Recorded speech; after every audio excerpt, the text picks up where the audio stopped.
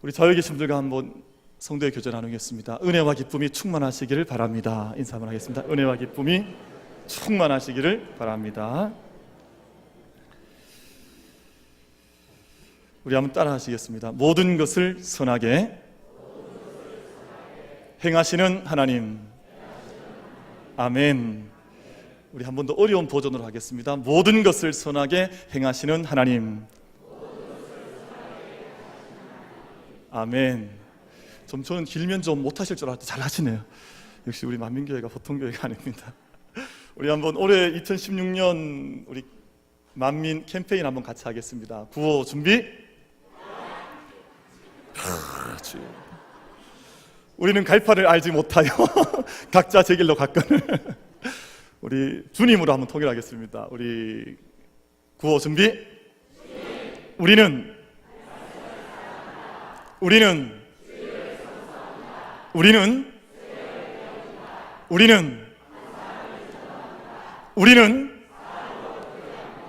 아멘. 아멘.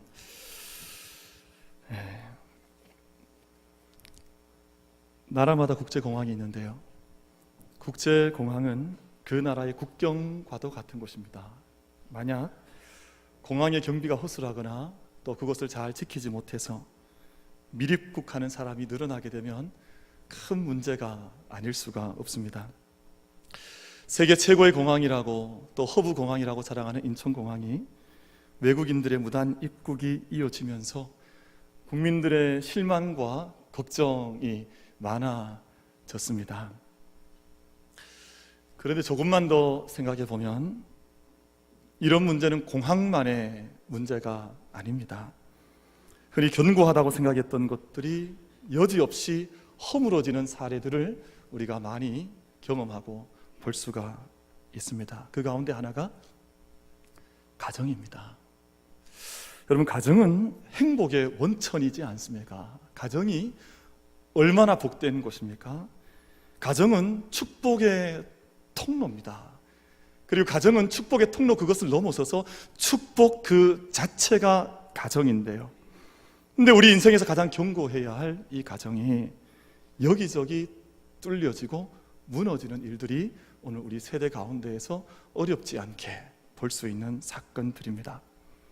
오늘 저희가 이 주일을 보내시고 또 이번 명절을 주님 앞에서 함께 맞이하면서 우리 모든 만민의 성도들의 가정이 온전한 사랑으로 채워지고 회복되는 놀라운 은혜가 있게 되기를 간절히 축원합니다. 가정이 복을 함께 공유하는 것보다 더 하늘 은혜를 누리는 길이 없습니다. 그래서 가정 안에 은혜와 기쁨이 충만한 것이 대단히 중요한 일이지요. 영국 일간지 더 타임스라고 하는 일간지에서 전 세계인을 대상으로 가장 좋아하는 단어 조사했더니 그 1위가 어머니였습니다. 그러니까 엄마, 어머니라고 하는 단어를 온 세상 사람들이 가장 좋아하는 단어로 그 단어를 꼽았습니다. 그리고 가장 안전한 단어, 가장 친밀한 단어는 뭐냐 조사했더니 가정이었습니다. 홈, 패밀리라고 하는 이 단어를 사람들이 가장 안전한 단어로, 가장 친밀한 단어로 사람들이 그 단어를 꼽아서 그 결과가 조사로 나왔습니다. 그런데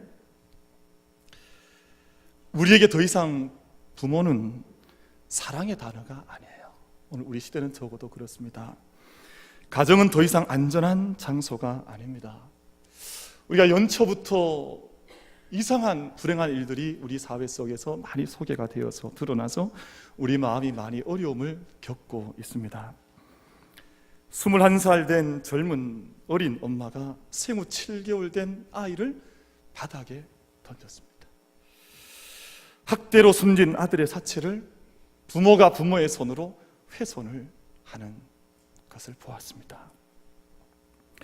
여중생 딸을 5시간가량 폭행해 숨지게 한 아버지가 딸의 시신을 11돌 동안이나 11개월 동안 자기 집에 방치를 했습니다. 그런데 그 아버지는 독일에서 신학을 공부를 하고 귀국한 후에 신학대학에서 학생들을 가르치는 겸임 교수로 활동했던 목사였습니다. 여러분, 우리가 어떤 말을 더 할 수 있겠습니까? 차라리 우리가 입을 다물고 침묵하고 우리가 성경의 표현대로 한다면 차라리 죄를 뒤집어 쓰고 죄 위에 올라앉아서 우리가 통곡해야 할 것 같은 시대가 아닌가, 그런 생각을 해봅니다. 그런데 이것이 세상이요, 세상의 절망과 어두움이 이 땅에 아주 켜켜이 쌓여 있는 것을 우리가 함께 보고 있습니다. 사람들은 21세기가 되면, 저희가 한 밀레니엄이 바뀌어지면 정말 신천지가 이 땅에 임하리라고 다 푸른 꿈을 꿨었습니다. 이 세상의 자본주의가 더 발전을 하고 또 과학이 발전을 하면 이 온 땅에 감당할 수 없는 기쁨과 역사가 일어날 것이라고 사람들이 그런 꿈을 꾸면서 새로운 세기를 맞이했었지요. 그런데 자본주의가 극도로 발전된 오늘 세계는 점점 더 비참해져 가고 있습니다. 마귀가 우는 사자와 같이 삼킬자를 찾아서 이리저리 다니며 가정을 삼키기도 하고, 때로는 교회를 삼키기도 하고, 때로는 온 사회를 통째로 삼키기도 하고, 한 영혼을 삼켜버리는 일들이 오늘 이 땅 가운데 일어나고 있는 것을 우리가 목도하고 있습니다. 전쟁과 정체를 알 수 없는 새로운 질병들이 국제보건기구에서 비상사태를 또 선포했지 않습니까? 이렇게 과학이 발달하고 의학이 발달해도 우리가 감당할 수 없는 바이러스들이 계속해서 창궐을 합니다. 재정이 파산을 하고 살인적인 경쟁과 허무로 세상 속에 생명에 대한 허무에 대한 인식들이 극에 달해져 가고 있는 것 같아요. 여러분, 요한복음 말씀에 보면 성령을 받으면 너희 배에서 생수의 강이 흘러난다라고 말씀을 했는데, 생수의 강을 찾을 수 있는 것이 아니라 오히려 세상 속에는 어둠과 허무와 더 기쁨을 잃어버리는 어둠의 일들만 세상 가운데 자꾸 늘어져 가고 있는 것인데요, 여러분, 이것이 마귀가 어두운 영이 활동하는 세상의 적나라한 모습인 것을 잊지 않아야 할 것입니다. 오늘 본문 사도행전 8장 말씀은 우리가 이런 어둠과 절망 속에 살아간다고 할지라도 길이 없는가 하는 것을 묻습니다. 이런 절망과 어둠 속에 있으면 우리는 어떻게 살아가야 할 것인가를 묻는데요, 사도행전 8장은 사람이 아무리 켜켜이 쌓여있는 어둠과 절망 속에 있다 할지라도 여전히 믿음 안에서 길이 있고 빛이 있다는 것을 말씀하고 있는데요, 오늘 이 사도행전 8장의 은혜와 능력의 말씀이 우리 모든 성도님들의 믿음의 고백의 말씀으로 임할 수 있는, 그 말씀을 붙들 수 있는 은혜가 우리 모두에게 있게 되기를 축원합니다. 사도행전 7장에서 스데반 집사님이 복음을 증거하다가 순교를 당하게 되는데, 그 순교 사건 이후에 예루살렘이라고 하는 도성에는 핍박과 박해가 거친 파도처럼 일어나게 됩니다. 그리고 그 사건을 기록하고 있는 8장 1절에서는 그 당시의 상황을 이렇게 증언을 합니다. 그날의 예루살렘에 있는 교회에 큰 박해가 있어 사도 외에는 다 유대와 사마리아 모든 땅으로 흩어지니라. 여러분, 이유는 다르겠죠. 오늘 우리의 삶의 상황들은 다릅니다만 2000년 전 믿음을 지키고자 했던 그 당시의 성도들도 그들 나름의 이유 때문에 박해를 당하고 핍박을 당하고 어둠의 물결이 강물처럼 자기를 덮어와 파도처럼 덮어와서 사도들 외에는 온 성도들이 온 땅으로 다 뿔뿔이 흩어져서 다 디아스포라 유대인이 되어서 온 땅으로 흩어져 나갔다, 그렇게 말씀을 하고 있습니다. 성도들의 상황이 어려웠었고요, 심지어 가족과 정든 고향과 동역자들과 친구들의 곁을 떠나서 뿔뿔이 흩어지는 삶의 처참한 상황 속에 성도들이 내던져졌다, 그렇게 본문은 가르쳐주고 있습니다. 그들 앞에 닥쳐온 어려움이 결코 만만치 않았겠지요. 그런데 그들의 삶의 모습은 뭔가 다른 점이 있었습니다. 그 어려움 속에 온 세상 가운데 내던져지듯이 뿔뿔이 흩어졌음에도 불구하고 그들이 살아가는 곳마다, 흩어져 나아가는 곳마다 그 땅에서 복음을 전하고 예수 그리스도를 증거하고 그 마음속에 어둠이 임했던 것이 아니라 오히려 세상을 이겨나가는 믿음의 능력 속에 그들이 서 있었다는 것을 본문이 증언해 주고 있습니다.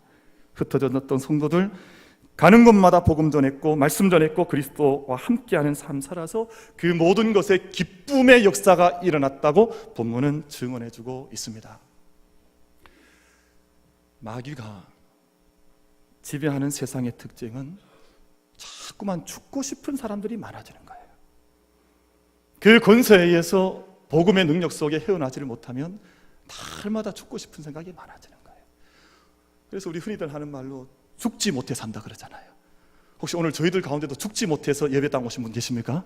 나는 죽지 못해서 오늘 예배당이라도 가야 되겠다. 혹시 그런 분 계셨습니까? 마귀가 지배하는 세상의 특징은 죽고 싶은 사람이 많아지는 겁니다. 그리고 자꾸만 기쁨이 없어지는 거예요. 내 안에 기쁨을 찾을 수가 없어요. 내 안에 생수강이 터쳐 흘러나오면 내 안에 기쁨이 일어나야 하는데 기쁨을 잘 알지를 못하는 거예요. 세상의 기쁨의 특징이 있지 않습니까? 일시적이고 찰나적입니다. 세상이 주는 기쁨을 하나 누리고 나면 더 큰 기쁨을 찾기 위해서 목말라 찾아다니는데 그 기쁨을 또 누리고 나면 더 목마른 큰 갈증이 나타나서 도무지 채워지지 않는 기쁨이 세상이 주는 일시적, 찰나적, 순간적, 이례적 기쁨의 특징입니다. 저는 어릴 때 여기 우방랜드라 그럽니까? 요즘 뭐라 그러죠 여기를? 우방랜드라 안 그러고 요즘 이름이 좀 바뀌었대, 그렇죠? 이랜드, 이월드. 요즘 월드가 너무 많아요. 방도 많고 월드도 많은데, 저는 어릴 때 우리 다 그런 경험 없습니까? 그 안에 들어가서 놀이기구 타지 않아도 그 공원에 가면, 그런 곳에 가면 그 자체가 기뻤습니다. 굳이 다른 것 많이 안 해도 그 날에 거기에 간다는 것만 해도 기뻤습니다. 근데 요즘은 그렇지가 않아요. 옛날에는 그 안에 들어가서 바이킹 이런 거 탔잖아요. 바이킹 타보셨습니까? 바이킹을 전혀 모르시는 것 같은 눈빛을 갖고 계셔서 제가 좀 죄송하긴 한데, 아이들 그거 타면 너무너무 좋아했습니다. 근데 요즘 아이들 바이킹 타라 그러면 바이킹 같은 건 타지 않습니다. 더 짜릿한 것, 더 죽을 것만 같은 것, 정말 이걸 살 수 있을까 하는 그런 기구를 타야 거기서 즐거움을 찾고 기쁨을 찾지, 바이킹 같은 것 주면 기뻐하지를 않습니다. 저는 어릴 때 사자 보면 너무 기뻤어요. 동물원에 가서 사자를 한번 구경하면, 이야, 머리가 저렇게 큰 맹수가 있구나. 근데 요즘 사람들은 사자를 본다고 기뻐하지 않습니다. 요즘 서양 사람들은, 서양의 부의 정점에 이른 사람들은 사파리를 가야 합니다. 그리고 직접 내 눈앞에서 사자를 총으로 쏴서 그 목을 내가 베어야 기쁨을 느낍니다. 그럼 사람의 기쁨이라고 하는 것이요, 만족함이 없습니다. 세상에 이것 되면 만족할까? 그렇지 않습니다. 이례적, 일시적, 찰나적 기쁨 때문에 더 목마른, 더 갈증나는, 더 채워지지 않는 인간의 욕망 속에 살아가는 사람들을 우리가 보는 것이죠. 사람들은 모든 활동을 할 때 자기의 기쁨을 위해서 일을 합니다. 기쁘기 위해서 술을 마시고, 기쁨을 위해서 스마트폰을 바꾸고, 스마트폰을 1년 쓰고 나면 만족함이 없어요. 던져야 만족하지, 또 다른 것을 가져와서 내 손 안에 들어야 그것 때문에 또 만족을 합니다. 게임을 합니다. 만족을 위해서 어린 자녀들이 게임을 하는데요, 요즘은 게임이 얼마나 흉포한지 모릅니다. 인터넷상에서 게임을 하다가 거기서 시비가 일어나서 직접 만나서 다투고 싸우는 일들이 젊은이들 사이에 늘어가고 있습니다. 여러분, 왜 그렇습니까? 세상이 주는 모든 기쁨들이 정말 기쁨이 아니기 때문에, 세상이 제안하는 모든 기쁨들이 우리가 마시면 마실수록 더 갈증나는 기쁨이기 때문에 세상 속에서 이런 일들이 일어나는 것 아니겠습니까? 사랑하는 성도 여러분, 참된 기쁨이 어디로부터 온다고 믿으십니까? 정말 우리 인생이 누려야 할 기쁨은 하늘로부터 임한다는 것을 믿음으로 고백하는 우리 모두가 되기를 바랍니다. 복음으로부터, 하늘로부터, 주님으로부터만 인생의 참된 기쁨이 온다고 하는 것이죠. 제가 어릴 때 이렇게 불렀던, 요즘 그럼 이런 표현이 어떨지 모르겠습니다만, 흘러간 복음성가가 있어요. 그 사람을 보며 세상을 볼 때, 사람을 보며 세상을 볼 때 만족함이 없었네. 나의 하나님 그분을 뵐 때 나는 만족하였네. 저기 빛나는 새양을 보라. 또 저기 서 있는 산을 보아라. 천지 지으신 우리 여호와 나를 사랑하시니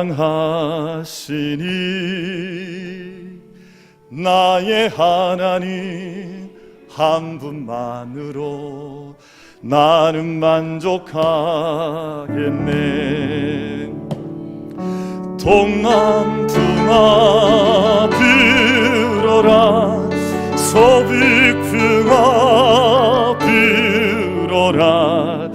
가시밭에 백합화 예수 향기 날리니 할렐루야 아멘. 가시밭에 백합화 예수 향기 날리니 할렐루야 아멘. 아멘.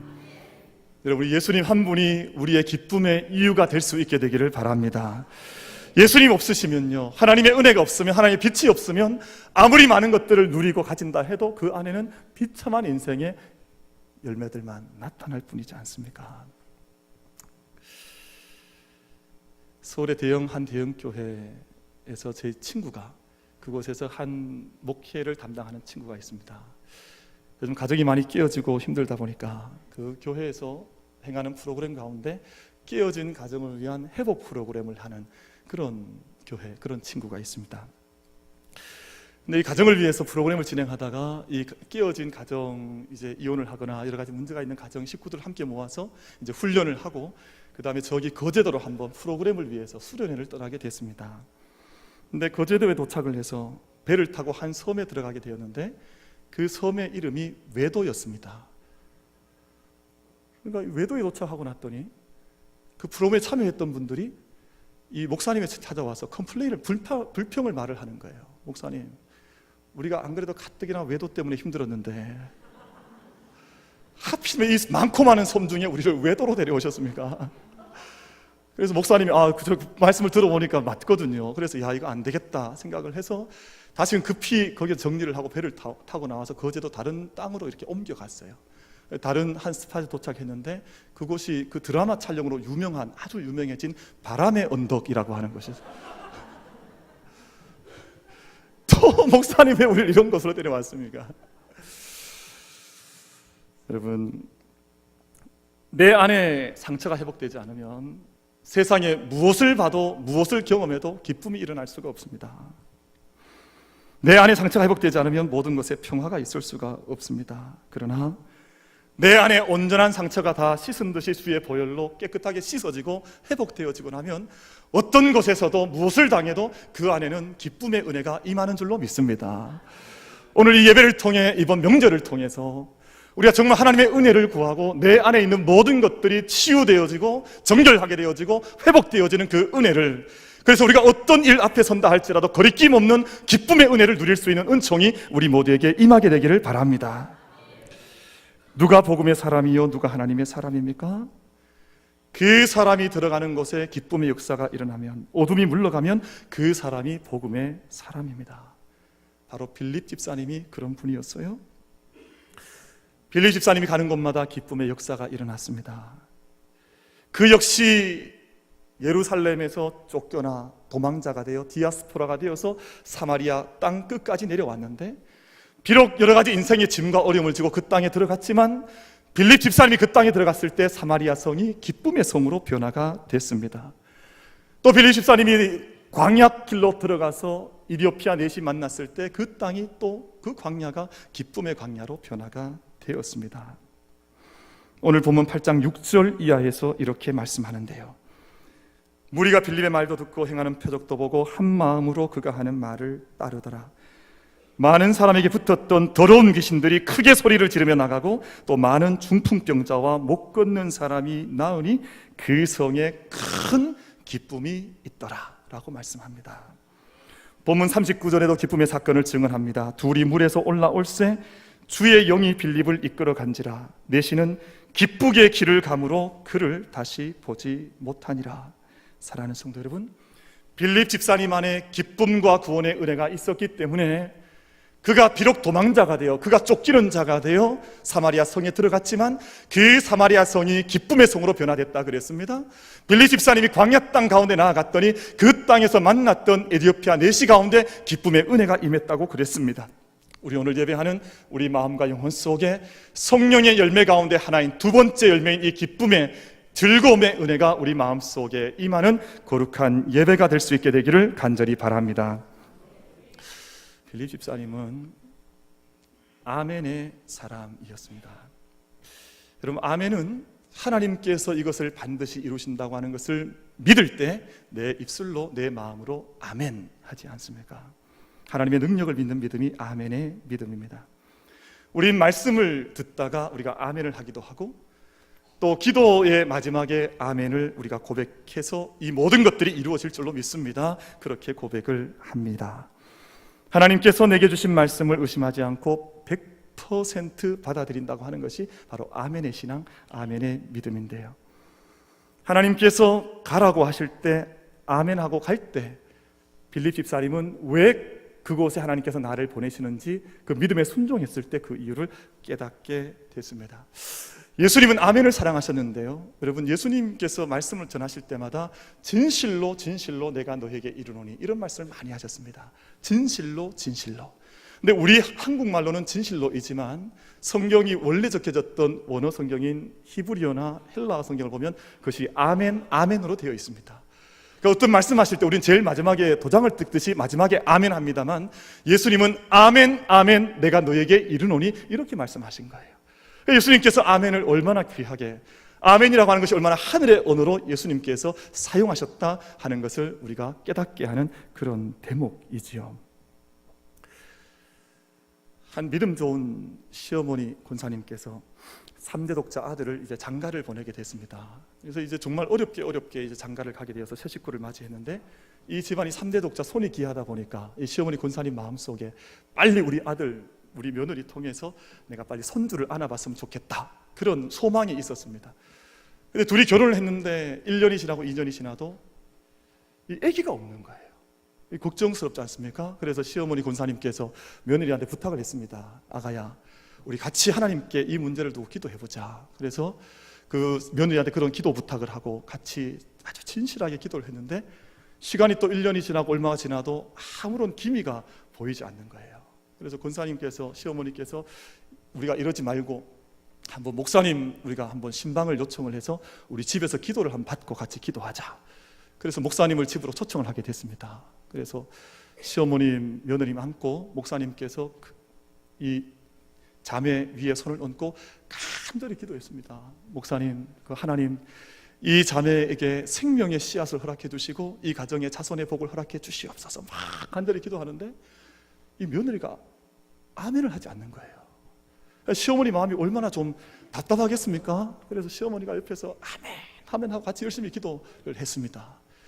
그리고 몇 달이 지났는데 정말 이 집에 잉태 소식이 왔어요. 누가 임신을 했냐면 시어머니가 임신을 한 거예요.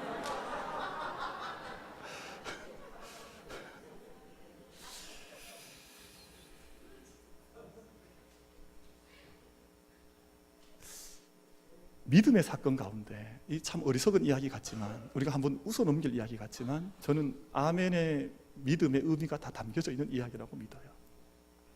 오늘 이 본문 말씀을 보면 빌립이 광야로 내려가거든요. 그 핍박과 박해를 피해서 사마리아 성으로, 사마리아 성은 다른 민족입니다. 다른 사람들이거든요.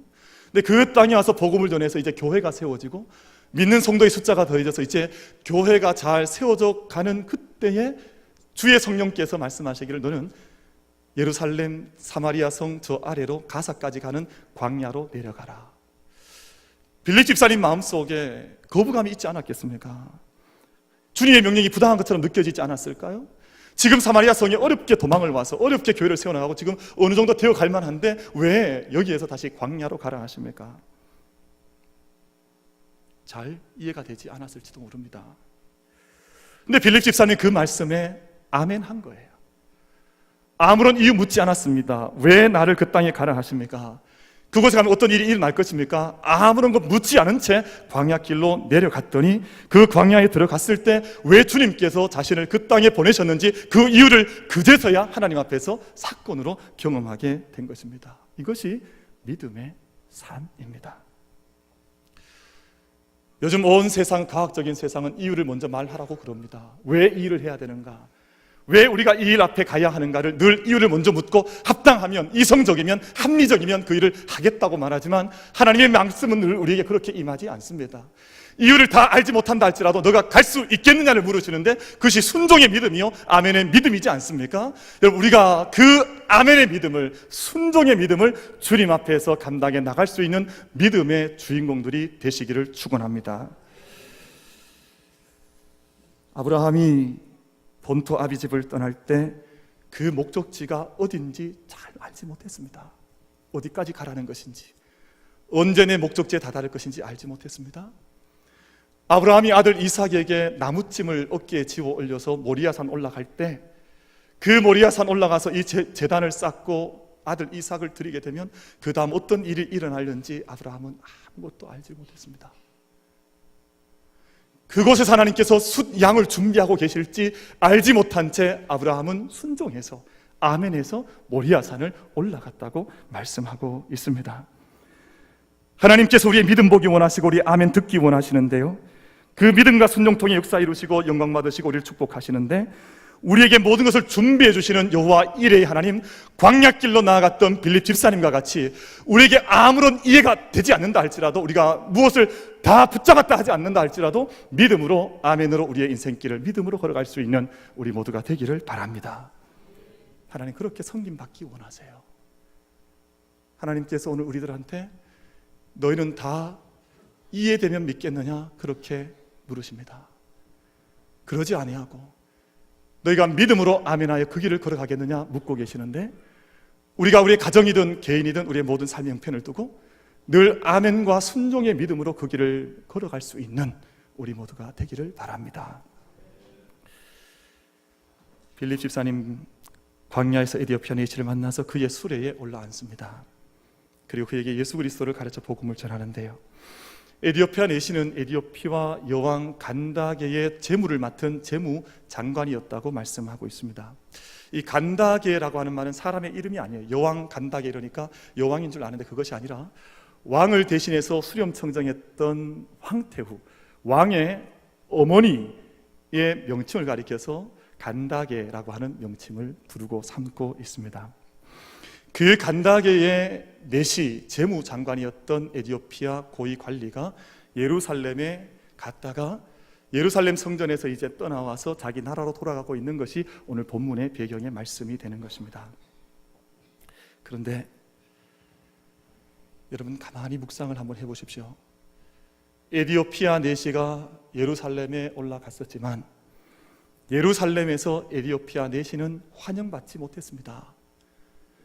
그가 예루살렘에 올라가서 예배하러 올라갔었지만 그 예배는 에디오피아 내시에게는 너무나 허무한 예배였습니다. 아무런 기쁨도, 아무런 응답도, 아무런 환대도 에디오피아 내시는 경험하지 못한 채 무거운 마음을 가지고 수레 위에 실려서 에디오피아로 돌아가고 있었습니다. 왜 이겠습니까? 예루살렘이라고 하는 도성은 얼굴이 검은 사람을 환영하지 않았습니다. 예루살렘 도성은 이방인을 기꺼이 받아주는 도성이 아니었습니다. 그 성전은 오직 유대인들만 찾아와서 명절을 지키도록 명한, 더군다나 에디오피아 내시는 내시였습니다. 우리말로 하면 고자였습니다. 율법에서는 고자를 성전에 들이지 말라고 명령했기 때문에 모든 예루살렘 성전은 그들을 향해서 당신은 이 성에 들어올 수 없습니다, 출입 금지라고 하는 편말이 예루살렘 성 곳곳에 붙어 있었습니다. 어디를 가서 예배를 드릴 수도 없었고, 어디를 가서 성도를 만날 수도 없었고, 어디 가서 깊은 영적인 체험과 그 은혜를 누릴 수도 없는 채 예루살렘에 올라가긴 했지만 아무것도 얻지 못한 채, 하나님 만나지 못한 채 그 발걸음을 돌이켜서 에디오피아로 내려가고 있던 자가 바로 에디오피아 내시였습니다. 그런데 빌립 집사님께서 얼굴 검은 내시가 타고 가던 수레 옆자리에 올라앉았다 그랬습니다. 그 옆자리에 올라앉아서 내시가 읽고 있던 이사야의 말씀의 뜻이 무엇인지를, 그가 읽고 있는 말씀에 대해서 에디오피아 내시에게 낱낱이 설명을 해주게 됩니다. 본문 32절과 33절 말씀인데요, 그가 도살자에게로 가는 양과 같이 끌려갔고 털 깎는 자 앞에 있는 어린 양이 조용함과 같이 그의 입을 열지 아니하였도다. 그가 굴욕을 당했을 때 공정한 재판도 받지 못하였으니 누가 그의 세대를 말하리요? 그의 생명이 땅에서 빼앗김이로다. 예루살렘에서 돌아오고 있었음에도 불구하고 이 그가 말하는 것을 에디오피아 내시는 도대체 누구를 말하는 건지 알지를 못했습니다.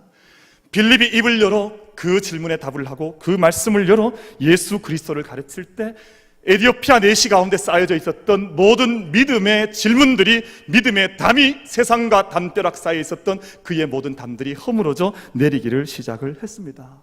이것이 가장 중요한 말씀입니다.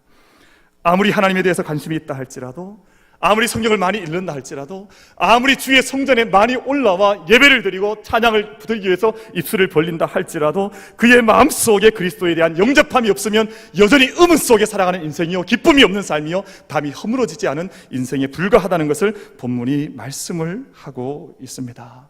사랑하는 성도 여러분, 오늘 이 주일 통해 나를 가장 사랑하신다고 하셔서 이사야의 사신 말씀과 같이 어린 양과 같이 도살장으로 끌려가되 입을 열지 아니하시고 우리 위하여 죽으시고 우리 가정을 위하여 죽으시고 이 제단과 이 땅 위에서 죽어 돌아가신 예수 그리스도의 놀랍고 크신 사랑 앞에 우리의 영혼이 온전히 믿음으로 응답하는 이 예배가 될 수 있게 되기를 바랍니다. 예수 그리스도를 영접했을 때 에디오피아 내시는 내가 지금 세례받는 것이 무슨 거리낌이 있겠느냐 고백하고 수레에서 뛰쳐내려와 물가로 내려가서 세례를 받았다고 말씀했습니다. 여러분, 아프리카에서 지금도 에디오피아라고 하는 이 성경에 기록된 이 당시의 나라와 이 땅이 그대로 지켜지고 있는데요, 그 땅에 지금도 약 95%의 국민들이 크리스찬으로 생활을 하고 있다고 합니다. 아프리카에서 유일한 땅이지요.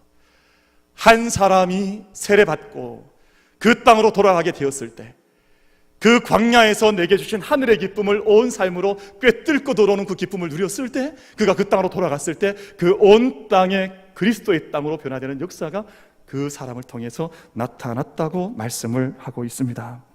사랑하는 성도 여러분, 빌립 집사님은 박해 가운데 디아스포라 유대인으로 흩어졌던 하나의 씨앗과 같은 사람이었습니다. 삶의 기반을 상실하고 요동치는 삶 가운데에서 정말 빛이 있을까? 정말 이렇게 어려운 세상 가운데에서 우리가 살아갈 수 있는 길이 있을까? 오늘 우리가 고민하는 바와 똑같은 고민을 했던 그리스도인이었습니다만, 그가 가는 곳에 사마리아 성 속에도, 광야 속에도 기쁨의 역사가 나타났다고 했습니다. 그가 아멘의 신앙으로 순종의 삶을 살 때 그런 역사가 일어났다고 했고, 에베소서 2장 14절 말씀에서 그는 우리의 화평이신지라 둘로 하나를 만드사 원수된 것 곧 중간에 막힌 담을 자기 육체로 하셨다고 말씀하셨습니다. 주님께서 친히 자신의 온몸으로 이 땅에 있는 모든 담을 허물어 주셨다고 증언하고 계신 것입니다. 명절을 맞이하는 사랑하는 우리 모든 만민의 성도님들, 이 제단뿐만 아니라 여러분 한 분 한 분의 가정 안에 어떤 담이 있었든지, 어떤 불신의 장벽이 있었든지 주님께서 친히 온몸으로 허물어 주신 그 평화의 담을 허물어 주신 그 역사 속에 이 시절을 보내며 이 주일과 절기를 함께 기쁨으로 맞이할 수 있는 우리 모두가 되기를 주님의 이름으로 축원을 드리겠습니다.